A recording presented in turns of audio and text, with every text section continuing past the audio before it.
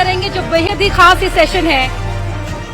इस सेशन में बात होगी उस चमकते गलियारे की जिसको देखकर हर कोई बात ये करता है कि वाह कितने खुशकिस्मत है क्योंकि ये उस गलियारे के सितारे हैं। लेकिन उनका संघर्ष, उनके चैलेंजेस वो सिर्फ वो सितारे ही समझते हैं। रविंद्र, बिल्कुल सही आपने कहा, क्योंकि अगला जो सेशन है वो बहुत ही खास और दिलचस्प होने जा रहा है और हमारे जो अगले मेहमान होंगे वो बेहद ही खास होने जा रहे हैं। नाम उनका मैं पुकारना चाहूंगा, उनको आमंत्रित करना चाहूंगा।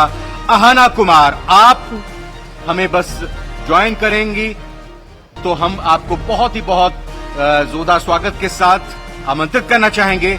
अहाना कुमरा जी, जो कि आर्टिस्ट हैं, थिएटर में, फिल्मों में, ओटीटी, हर प्लेटफॉर्म पर आपने एक्टिंग की चमक जबरदस्त तरीके से बिखेरी है और आपके इस सेशन पर पार्टिसिपेट करने के लिए मैं अपनी दोनों सहयोगी अपर्णा और प्रियंका से कहूंगा कि आप अहाना कुमरा जी से बात करें, जिन्होंने लिपस्टिक अंडर माय बुर्का हो या फिर the accidental prime minister, in movies में अपने किरदार से एक अलग ही छाप छोड़ी है।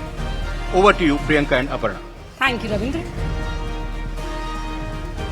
आहना, हमारे सेशन का नाम है बॉलीवुड की बेबाक छोरी। इस पीली साड़ी में आप बहुत ही खूबसूरत लग रही हैं। पहले तो मैं सेशन की शुरुआत इस बात के साथ कर लूं। नो इट्स वर्किंग जी। No it's not working.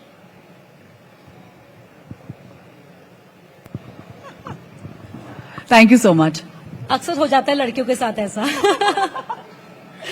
तो आना, 10 साल आपने हाल ही में इंडस्ट्री में पूरे कर लिए। लगता है कि 10 साल हो गए?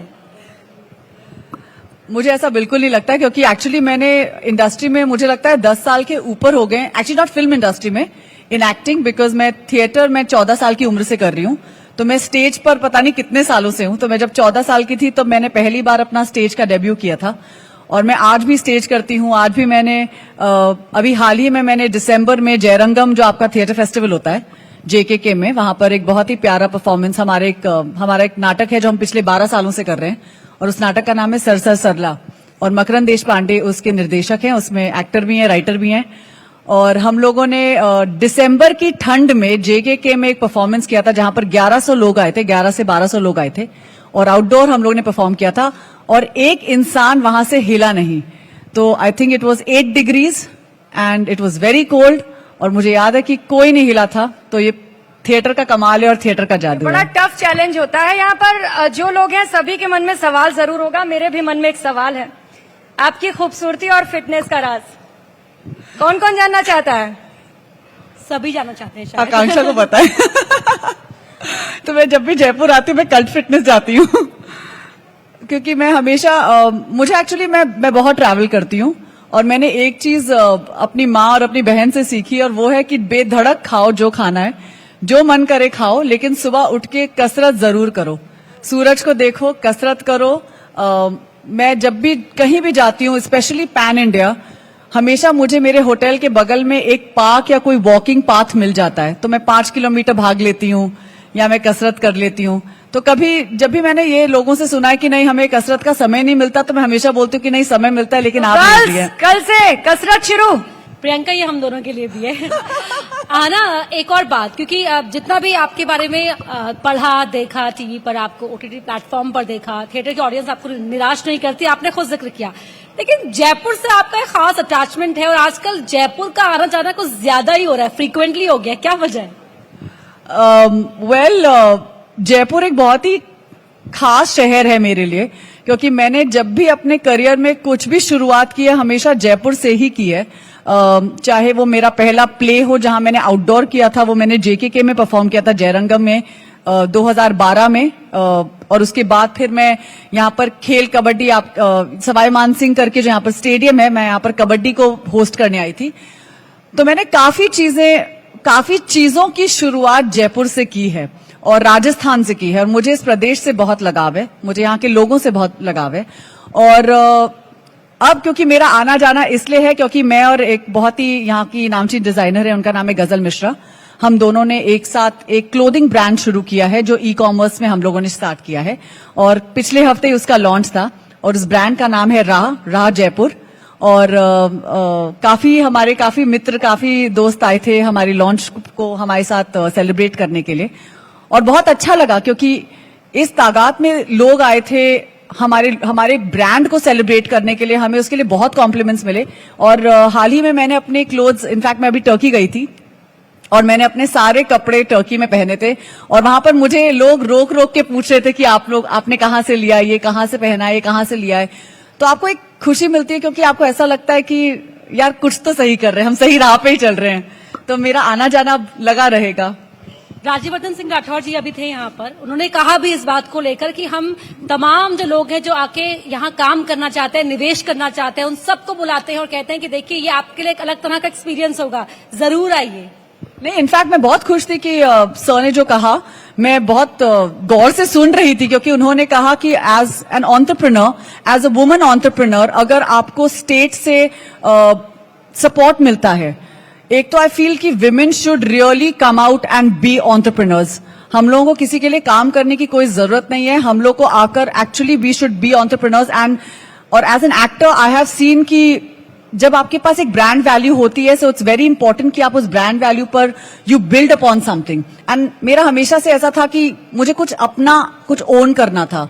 और जब गजल और मैं एक साथ आए, मैं और गजल काफी सालों से दोस्त हैं, हम लोग 2017 से बहुत अच्छे दोस्त हैं और हमारी बहुत गहरी दोस्ती है। और उन्होंने जब मुझसे बोला कि कुछ शुरू करते, मैंने कहा हाँ भाई ई कॉमर्स में करेंगे। तो मुझे बहुत अच्छा लगा क्योंकि उन्होंने जब कहा कि स्टेट का सपोर्ट मिलेगा, और राजस्थान एक ऐसा स्टेट है कि यहां से मुझे लगता है कि सोना उगलने वाला स्टेट है। चाहे यहां पर रंग हो, इंडस्ट्रीज हो, टेक्सटाइल इंडस्ट्रीज हो, ज्वेलरी इंडस्ट्री हो, हम लोग की कितनी सोर्सिंग होती है, जो बॉम्बे में सोर्सिंग होती है वो सारी राजस्थान से आती है। तो मुझे ये प्रदेश इतना पसंद है उस मामले में, और इसीलिए I am very happy and I am going to take his offer up. और सिर्फ प्रदेश आपको नहीं पसंद है, प्रदेश भी आपको बहुत पसंद करता है। चलिए मैं ऐसी बातें बोलूंगी, खम्मा गणी। वाह। आना, अब आते हैं आपके एक्टिंग करियर की ओर, क्योंकि फास्ट एक्सपीरियंस है आपका, है ना, हर प्लेटफॉर्म का। तो कितना बदल गया है आज का सिनेमा? क्योंकि मैंने सुना है कि अब लोगों के पास 10 सेकंड का भी पेशेंस नहीं है, 5 सेकंड में वो रील फॉरवर्ड कर देते हैं। तो बड़े पर्दे पर लेकर आना या ओटीटी के आने के बाद कितना चैलेंजिंग हो गया एज एन एक्टर? तो मेरे हिसाब से ऑफ कोर्स बॉलीवुड बहुत बदल गया है। आजकल बड़ी फिल्में ही चल रही हैं, छोटी फिल्में नहीं चलती हैं। लेकिन अगर कोई ये कहता है कि छोटी फिल्मों में दम नहीं है, तो मैं उस बात से बिल्कुल सहमत नहीं हूं, क्योंकि अगर छोटी फिल्में नहीं चलती तो लापता लेडीज जैसी फिल्म नहीं चलती। अगर छोटी फिल्में नहीं चलती तो 12th फेल जैसी फिल्म नहीं चलती। और ये फिल्में कोई बड़े स्टार या बड़े एक्टर्स या कोई शाहरुख खान, सलमान खान को लेकर नहीं बनाई गई हैं। ये फिल्म अच्छे एक्टर्स ने की है, मुझे लगता है एक अच्छी इंटेंट के साथ बनाई गई है। और मुझे लगता है कि यूपीएससी जैसा एक इंपॉर्टेंट कॉन्वर्सेशन, या एक ऐसा कॉन्वर्सेशन जहां बिहार में दुल्हनों की अदला बदली बहुत हो जाती है, क्योंकि जब ये फिल्म रिलीज हुई, आई रिमेम्बर मेरे ड्राइवर ने मुझे बोला था कि ये हमारे वहां बहुत होता है। तो मैं एक्चुअली हंस दी पहले, फिर उसने बोला नहीं ये होता है। तो अगर हमारे पास इतनी कहानियां हैं, हमारे देश में अगर हम लोग अपने आजू बाजू ही देखें, हमारे पास इतनी प्यारी प्यारी कहानियां हैं। हमें कोई जरूरत नहीं है ट्रांसफॉर्मर्स बनाने की, हमें कोई जरूरत नहीं है ड्यून बनाने की, हमें कोई जरूरत ही नहीं है बाहर देखने की। हम इतनी बड़ी जनसंख्या हैं, अगर हमारे पास कहानियां नहीं होंगी तो किसके पास कहानियां होंगी? डिवर्सिटी भी है हमारे पास बहुत ज्यादा। इनफैक्ट मैं पैन इंडिया ट्रैवल करती हूं और मैंने हमेशा ये देखा है कि इंडिया में जब आप एक प्रदेश से दूसरे प्रदेश जाते हैं तो आपको ऐसा कभी कभी लगता है कि आप कहीं फॉरेन लैंड में चले गए। जब मैं साउथ जाती हूँ तो वहां का फ्लेवर कितना अलग है, जब मैं यहाँ आती हूँ राजस्थान में तो इधर का फ्लेवर कितना अलग है, जब मैं लखनऊ जाती हूँ तो वहां का फ्लेवर अलग है, महाराष्ट्र में गणपति का है। तो हर जगह कुछ ना कुछ है। हमारे पास इतना कुछ है इस देश में देखने के लिए, सीखने के लिए और एक्सप्लोर करने के लिए कि हमें बाहर देखने की जरूरत ही नहीं है। भारत विविधताओं का देश भी है, और फिल्मों की चूंकि बात कर रहे हैं तो न सिर्फ बड़ी फिल्मों बल्कि छोटी फिल्मों को भी यहाँ पर खूब पसंद किया जाता है। फिल्मों की बात कर रहे हैं निश्चित तौर पर, लेकिन पर्सनल लाइफ में भी आते हुए, कौन है आहाना कुम्रा और आपके लाइफ से जुड़ी वाव वाला मोमेंट और आउच वाला मोमेंट? आउच वाला मोमेंट हम खैर फिल्म इंडस्ट्री में हमारे आउच वाले मोमेंट्स बहुत होते हैं। हमें रोज बोला जाता है कि आप मोटी हैं, आप अच्छी नहीं दिखती हैं, आप ऐसी हैं, आप वैसी हैं, आप पॉपुलर नहीं हैं, आप ये हैं, आप सोशल मीडिया पे डांस क्यों नहीं करती हैं, हमें बहुत चीजें बोली जाती हैं। लेकिन मेरे हिसाब से अगर आप if you stay true to yourself, अगर आपको पता है कि निश्चित तौर से आपको क्या करना है अपने करियर में, आप अपने आप को 10 साल बाद कैसे देखती हैं, आप ऐसी फिल्मों से जुड़ना चाहती हैं जिनको देखकर आपको लगता है कि एक नई पीढ़ी उत्सुक होगी या नई पीढ़ी कुछ सीखेगी, तो वैसा सिनेमा मैं करना चाहती हूँ, उस सिनेमा से मैं जुड़ना चाहती हूँ। मैं चाहती हूँ कि मेरी फिल्में अच्छे अच्छे बड़े बड़े फेस्टिवल्स में जाएं। मैं चाहती हूँ कि जब मैं जापान जाऊं तो वहां पर जापानी औरत आके मुझसे गले मिले और बोले कि ये कहानी मेरी है, क्योंकि ये हमारे साथ हो चुका है। जब मैंने लिपस्टिक अंडर माय बुर्का की थी तो हम लोगों ने जापान में उसका प्रीमियर किया था। ये बहुत बहुत अमेजिंग मेरी स्टोरी है, ये मेरा सबसे वाव मोमेंट है। हमने लिपस्टिक अंडर माय बुर्का जैसी एक फिल्म भोपाल में शूट की थी। उस फिल्म का निर्माण प्रकाश झा ने किया था। उस फिल्म की डायरेक्टर है अलंकृता श्रीवास्तव। हमारा प्रीमियर हुआ था 4 साल बाद फिल्म बनने के, क्योंकि ऐसी छोटी छोटी फिल्में बन तो जाती हैं लेकिन उनको रिलीज करने में हमें एड़ी चोटी का जोर लगाना पड़ता है। तो हम लोग गए थे, मैं, अलंकृता श्रीवास्तव और मेरी एक और को एक्टर है प्लाबिता, और हम तीनों गए थे जापान, टोक्यो, क्योंकि मेरी प्रोड्यूसर ने मेरी डायरेक्टर एक दिन मुझे आकर मिली और उन्होंने मुझसे कहा, आहाना ऐसा करते हैं हम लोग जापान चलते हैं। मैंने कहा भाई जापान जाने की बात हो रही है, पुणे जाने की नहीं कि 4 घंटे में पहुंच जाएंगे बाय रोड। तो उन्होंने बोला नहीं, हमारी फिल्म प्रीमियर हो रही है जापान में, टोक्यो में, और बहुत बड़ी बात है क्योंकि शिंजो आबे आएंगे वहां पर, जो वहां के तब के पूर्व प्रधानमंत्री, एंड मेरिल स्ट्रीप आएंगी उधर।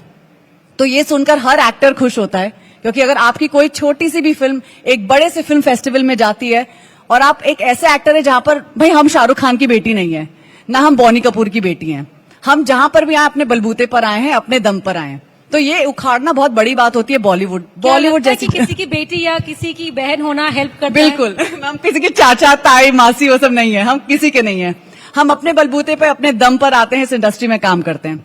सो आई रिमेम्बर जब मैं टोक्यो गई थी, वहां पर आई थिंक शिंजो आबे मेरे सामने चल रहे थे, मेरिल स्ट्रीप मेरे पीछे चल रही थी। एंड वो बहुत बड़ी बात होती है जब आप इतने बड़े बड़े लोगों के साथ पहली बार रेड कार्पेट पर चलते हैं और आपसे पूछा जाता है हु आर यू वेयरिंग। तो भैया हमारे पास तो who are you wearing only Manish Malhotra नहीं है, हमारे पास मनीष मार्केट है, क्योंकि हम लोग जाकर अपने जो गाउन सिलाए थे वो मनीष मार्केट, हमारा अंधेरी में एक मार्केट, एक लोकल मार्केट है। उस समय हमको कोई बड़े बड़े गाउन्स नहीं देता था, हमको कोई कपड़े नहीं देता था प्रीमियर पे पहनने के लिए, हमारे पास डिजाइनर नहीं थे, हमारे पास स्टाइलिस्ट नहीं थी, हमारे पास मेकअप आर्टिस्ट नहीं थे। हम खुद ही अपना मेकअप करते हैं, हम खुद ही अपने कपड़े पहनते हैं, हम खुद ही अपने कपड़े स्टिच करवाते हैं। Now you have the answer now. I am a stylist there. But, it's amazing because when I remember I walked the red carpet and they asked me, who are you wearing? And I said, Manish Market. हम लोगों ने Manish market से अपने कपड़े stitch करवाए थे। और उसके बाद जब फिल्म प्रीमियर हुई टोक्यो में, आई रिमेम्बर, क्योंकि टोक्यो में लोगों को थोड़ा ट्रांसलेशन की दिक्कत होती है, क्योंकि वो लोग जापानीज में बात करते हैं, हम हिंदी में बात करते हैं, कॉन्वर्सेशन थोड़ी लैग हो सकती है। तो वहां पर क्या होता है ना, टोक्यो में वो लोग फोटो नहीं लेते, वो लोग क्या करते हैं, आपसे आकर आपका ऑटोग्राफ लेते हैं। तो एक लंबी लाइन लगती है। टोक्यो में ये नॉर्मल चीज है, हर चीज के लिए लाइन लगती है, खाना खाने जाएंगे लाइन लगेगी, आप ट्रेन में जा रहे हैं लाइन लगेगी, हर चीज के लिए लाइन लगती है। और वो लोग धक्का मुक्की नहीं करते, बड़े अच्छे सहज सभ्य लोग हैं। तो फिर उन लोगों ने लाइन लगाई हमसे मिलने के लिए। और आई रिमेम्बर मैं यहां खड़ी थी, मेरी डायरेक्टर यहां खड़ी थी और मेरी को एक्टर यहां खड़ी थी, और एक औरत आई और उसने हमें जोर से गले लगा दिया और फिर उसने कुछ जापानीज में बोलना शुरू किया। तो हमको समझ में नहीं आया कि बोल क्या रही है। तो उसकी जो ट्रांसलेटर हमारे बगल में खड़ी थी उसने हमको बोला, उस औरत ने हमसे बोला, how did you know my story, आपको मेरी कहानी कैसे पता थी। And I kid you not, मुझे अभी रोंगटे खड़े हो रहे हैं क्योंकि ये मेरे साथ लाइफ में कभी नहीं हुआ था। ये वाह वाला मोमेंट था, एक बार जोरदार तालियां वाह मोमेंट के लिए। हमने ये फिल्म भोपाल में बनाई थी, एक छोटी सी फिल्म जो बहुत ही कम बजट में बनी थी। हम लोग एक वैनिटी में सारे के सारे भरे रहते थे, हम लोग चौक में शूट करते थे, हमारे पास कोई बड़ी बड़ी गाड़ियां नहीं थी आने जाने के लिए, इनफैक्ट साउंड इक्विपमेंट मैं अपनी स्कूटी पर लेकर जाती थी। तो काफी ऐसी चीजें होती थी। लेकिन अगर कोई मुझे एक ऐसी चीज कहती है, एक ऐसे देश से जहां रोबोट्स, जहां पर मुझे लगता है जापान 2050 में जी रहा है, हम लोग तो फिर भी 2024 में हैं, वो लोग 2050 में पहुंच चुके हैं। लेकिन अगर जापान की कोई औरत हमें आकर रोकर ये कहती है कि ये मेरी कहानी बताई आपने, तो आपको फिर लगता है कि ये कहानी हर औरत की हर देश में है. So this was a very wow moment for me. What about ouch? खैर आउट्स तो रोज ही होते हैं. हम as I said कि as women, as entrepreneurs, as actors, as celebrities, there are many times that people will try to pull you down. But to wake up every day and tell people that I don't care about what you think about me and I don't care about what your opinion is for me, जब तक कि मैं अपने बलबूते पे अपने पैसे खर्च करके अपने बलबूते पर अपना खाना खा रही हूं, आप कोई नहीं होते मुझे कुछ भी बोलने वाले या रोक टोक करने वाले. बहुत अच्छा, बहुत शानदार. क्योंकि महिला जो होती है ना वो किसी एक देश की नहीं होती, हर महिला की एक जैसी कहानी होती है. हालात को लड़ने का जज्बा आप जैसे जो रोल मॉडल्स हैं वो बता देते हैं. आना, मैं वापस आती हूँ आपकी फिल्म जर्नी पर. तो जर्नी पर आपकी ये बताइए कि फिल्में करने का मन है या नहीं, या आप बिल्कुल ही टिपिकल बिजनेस वुमन? नहीं, ऑफ कोर्स फिल्में करने का मन है. इनफैक्ट सितंबर अक्टूबर में मेरी एक फिल्म स्टार्ट हो रही है. मैंने अभी एक हाल ही में एक एक्शन सीरीज शूट की है, तो मैं काफी एक्शन सीरीज, एक्शन फिल्म्स कर रही हूँ. चार्ली की आहाना.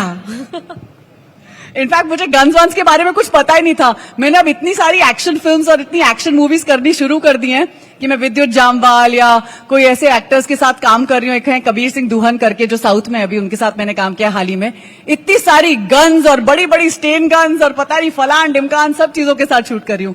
तो पहले जो गन्स के बारे में इंसान जानता नहीं था, अब सडनली इतनी सारी गन्स और मार धाड़ और पंचेस और ये वो, इट्स फन. आई थिंक एक नया जॉनर मेरे लिए खुल गया है and I enjoy that genre. बिल्कुल एक नया जॉनर है. और पता ये भी चला है कि IAS PCS बनने का सपना देख रही थी आप, वहां से सीधा यहाँ आगे प्रोफेशन चेंज करने का इरादा है क्या? नहीं, वो तो खैर बॉम्बे में आकर प्रोफेशन अपने आप सबके चेंज हो जाते हैं. बम्बई शहर ही एक ऐसा है जहां पर मुंबा देवी जो हमारी देवी हैं महाराष्ट्र की, और बप्पा है, बप्पा की ब्लेसिंग्स मिलती हैं. तो मेरा तो करियर थिएटर में बहुत जल्दी शुरू हो गया था और मैंने कभी ये प्लान नहीं किया था कि मुझे फिल्म इंडस्ट्री में काम करना है. वो तो खैर I think it's just been luck and हमेशा मुझे लगता है कि ऊपर वाला देख रहा है.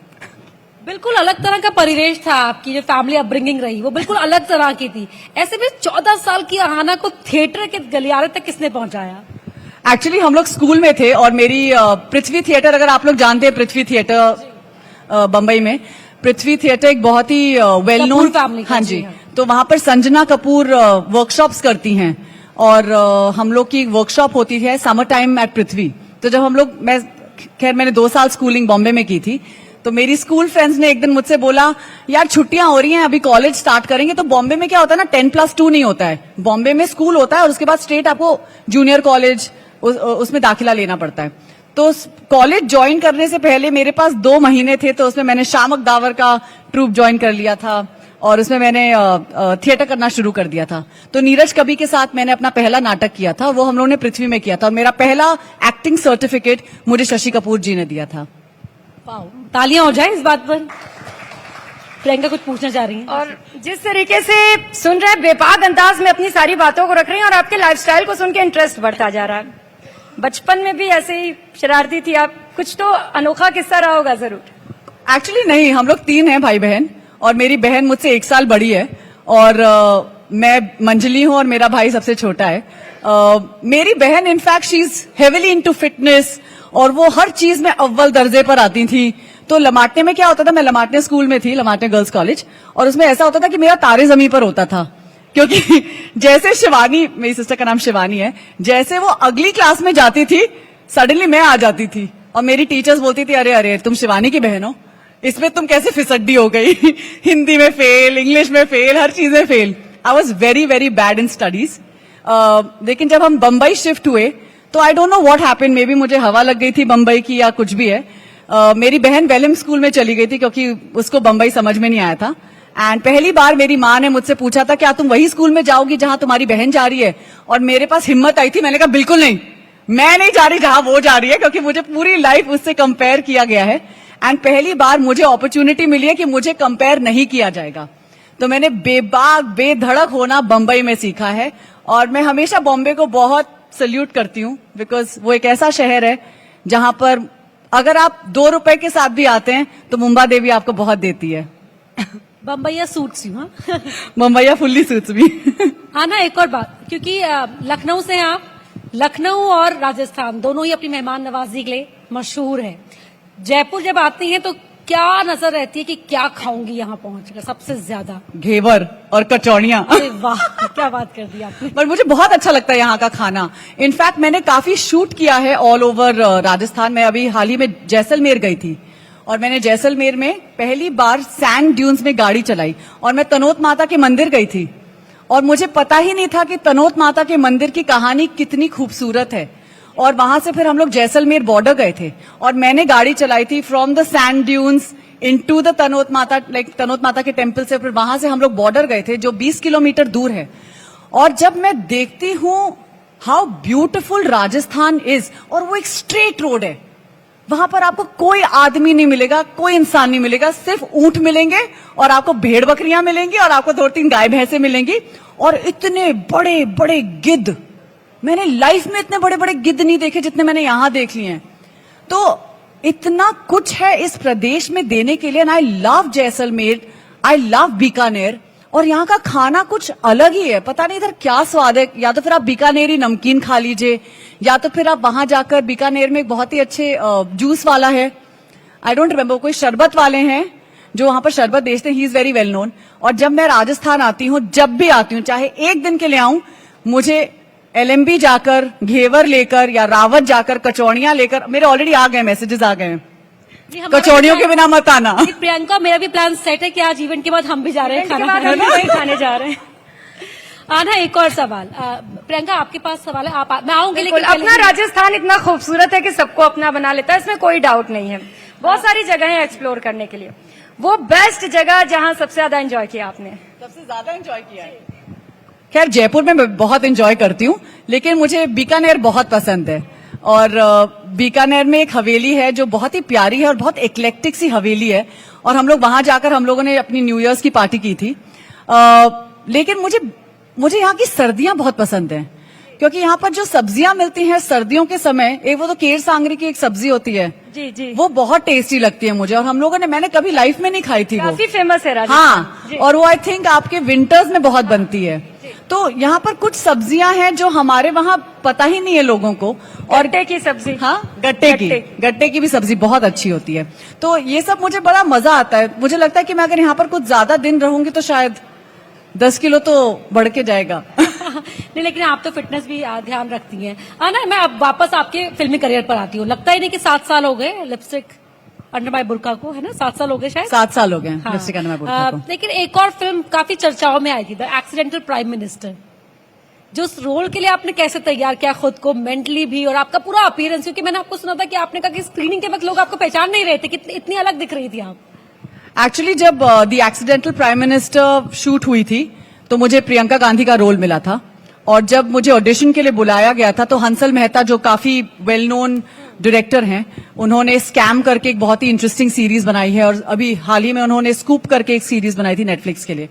तो हंसल मेहता और विजय गुट्टे वो डायरेक्ट कर रहे थे इस शो को, इस फिल्म को।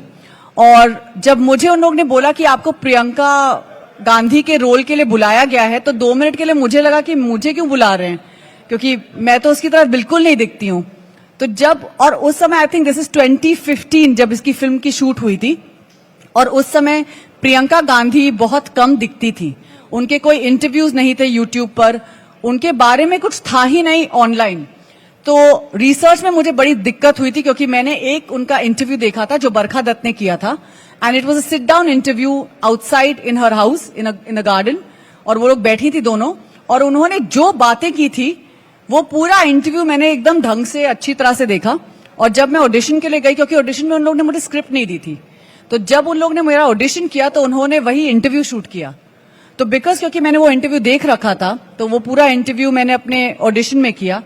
And the next thing I knew was that Vijay Gutte called me and he was like कि आप प्रियंका गांधी का रोल कर रही हैं।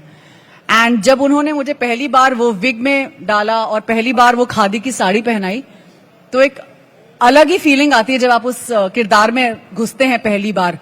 सो I really felt like her, and you did that role very well. Thank you मतलब well done. बहुत challenging होता होगा अलग अलग रोल को करना, क्योंकि उनके जीवनी को भी समझना पड़ता होगा, उन्हें भी समझना पड़ता होगा। कैसे करती हैं?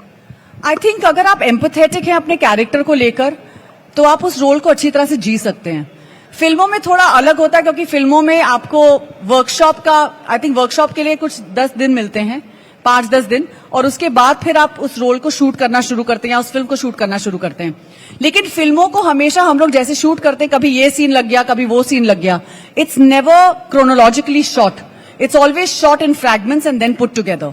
तो you have to just depend on your director, depend on your team, and कभी कभी ऐसे सीन्स या ऐसे रोल्स शूट किए जाते हैं जहां पर बहुत डिस्टर्बिंग होते हैं, तो उनसे बाहर निकलना भी थोड़ा मुश्किल होता है और आपको बहुत समय लग जाता है। मैंने एक ऐसा ही शो शूट किया था और उस शो का नाम था मर्जी, और वो वायाकॉम के लिए, वूट के लिए था, और वो शो बलात्कार पे था और बहुत ही इंपॉर्टेंट कॉन्वर्सेशन थी, क्योंकि आज के जमाने में हाल ही में आज ही न्यूज में आया है कि एक डॉक्टर का बलात्कार हुआ है वेस्ट बंगाल में, और you know it talks about what is the status of women in this country, and that show was a very important show for me, because आप एक ऐसे सब्जेक्ट, अगर आप बलात्कार के बारे में बात कर रहे हैं, आप उसको फ्रिवलियसली नहीं ले सकते हैं। और I think more than the women, the men in this country need to be educated more than the women. लड़कियों को ये बोलना कि भाई तुम 10 बजे के बाद घर से बाहर मत जाओ, लड़कियों को ये बोलना कि तुम ऐसे कपड़े मत पहनो, तुम ये मत करो, हमेशा लड़कियों को बोला जाता है। अगर हमारे घर के लोग अपने लड़कों को ये बोलना शुरू कर दें कि आप मत करिए, आप लड़कियों को ऐसे मत देखिए, so I think that's a more important lesson and that's a more important education which we are failing to do, I think as individuals, as Indians. और जब वो शो शूट हुआ था, आई रिमेम्बर हम लोग शिमला में शूट कर रहे थे, उसमें मेरे को एक्टर थे Rajeev Khandelwal, and every day I would look at Rajeev because he was the guy who raped me in the show, and I would look at him and I would detest him.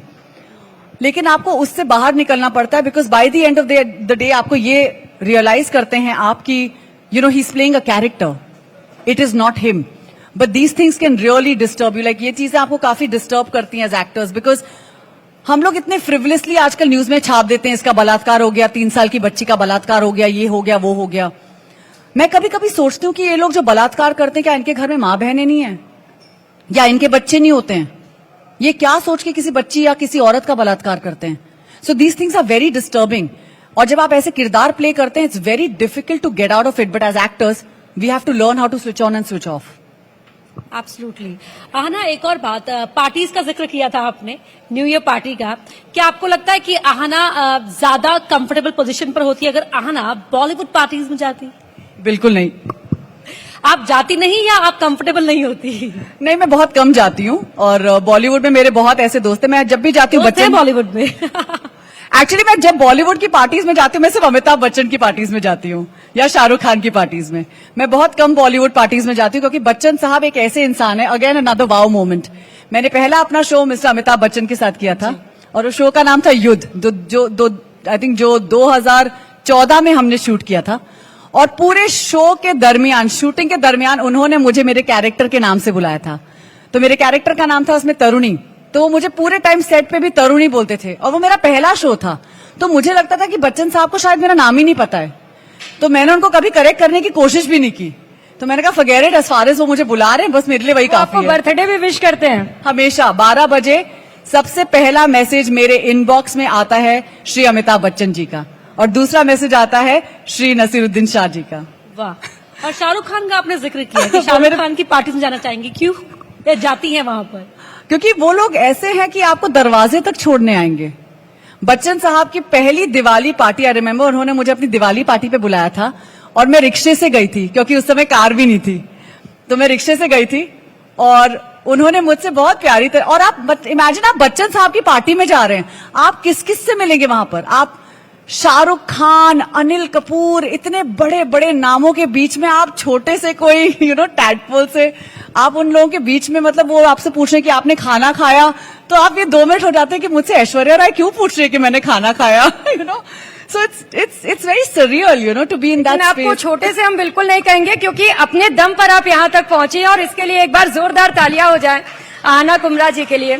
Thank you. क्योंकि nepotism जिसकी लगातार बात होती है बॉलीवुड में, इससे बढ़कर उभर कर आप ऊपर आए। कई सारी ऐसी ऐसे लोग हैं जो नेपोटिज्म का सामना भी कर रहे हैं और उससे उभर कर आगे भी आना चाह रहे हैं। रोल मॉडल के तौर पर काम करती हैं आप उनके लिए एक प्यारा सा मैसेज। आप अपने ऊपर काम करिए। मेरे लिए हमेशा, मेरे पास बहुत ऐसी यंग एक्ट्रेसेस आती हैं, मेरा इनबॉक्स एक्चुअली काफी फ्लडेड रहता है और वो मुझसे हमेशा पूछती हैं, ना मैं एक्ट्रेस बनना चाहती हूँ, मैं इस शहर से हूँ, मैं कानपुर से हूँ, इलाहाबाद से हूँ, बिलासपुर से हूँ, जयपुर से हूँ, इलाहाबाद, और ऐसे ऐसे प्रदेशों से, ऐसे ऐसे शहरों से मुझे ऐसी बहुत सी लड़कियां हैं, लड़के भी हैं, जो हमेशा ईमेल करते हैं, मैसेज करते हैं और पूछते हैं कि आपने कैसे किया। तो मैं हमेशा उनको ये कहती हूँ कि ना मैंने प्रोड्यूसर्स की पार्टीज की हैं, ना मैं 10 बजे के बाद अपने घर से बाहर जाती हूँ अनलेस मेरी मर्जी हो। मैं कभी, I am never forced to go attend a party, I am never forced to go for a drink with anybody. I have always believed in one thing कि काम आपको अपना दूसरा काम देगा, आप अपने ऊपर काम करिए। मैं फिल्म स्कूल गई, मैंने थिएटर किया, मैं आज तक थिएटर करती हूँ, क्योंकि मुझे हमेशा ऐसा लगता है कि अगर आप अपने ऊपर काम करेंगे और आप इधर उधर की चीजों को ब्लैकआउट कर देंगे और आप एक पूरे गोल के साथ, don't have dreams, have goals. Life में गोल्स होना बहुत जरूरी है। ड्रीम्स हम सब देखते हैं, but how many of us, हमारे पास, सबके पास कितनी क्षमता है कि हम अपनी ड्रीम्स को गोल्स में कन्वर्ट कर सकते हैं। Have goals in life and work on yourself. और सपने बंद आंखों से नहीं, खुली आंखों से देखिए। थैंक यू सो मच आना। Thank you so much. बहुत अच्छी तरीके से अपनी तमाम बातों को रखा Thank है you. और अपने आगे के चैलेंजेस भी बता दिए और साथ ही विजन भी बता दिया आपने। बहुत धन्यवाद आपका, और आप Thank you स्टेज so पर ही much. बने सो रहें। मच। बहुत बहुत धन्यवाद आहना कुमरा जी। आप एक्ट्रेस भी कमाल की हैं और आपका व्यक्तित्व भी बहुत विशाल है। आपने अपने एक्सपीरियंस, अपनी जर्नी शेयर की। मेरा आग्रह है आप प्लीज मंच पर बनी रहें, क्योंकि न्यूज 18 राजस्थान की तरफ से हम आपको सम्मानित करना चाहेंगे, मोमेंटो भेंट करना चाहेंगे, और इसके लिए मैं आमंत्रित करना चाहूंगा अपने वरिष्ठ सहयोगी, senior associate editor news 18 Rajasthan, Devendra Sharma sir को। तो जोरदार तालियों के साथ आहना कुमरा जी का बहुत बहुत धन्यवाद करें, क्योंकि जिस तरीके से बेबाकी भरे अंदाज में उन्होंने अपनी बातों को रखा, अपने एक्सपीरियंसेस बताया और इतने टिप्स दिए, वो जाहिर तौर पर हम सभी के लिए निजी तौर पर भी बेहद काम के आने वाले। और एक बात और भी अच्छी लगी कि एक्ट्रेस होने के साथ साथ बिजनेस एंटरप्रेन्योर के तौर पर भी आहना कुमरा ने अपने करियर की शुरुआत की, और ये भी एक बहुत ही अच्छी और सुखद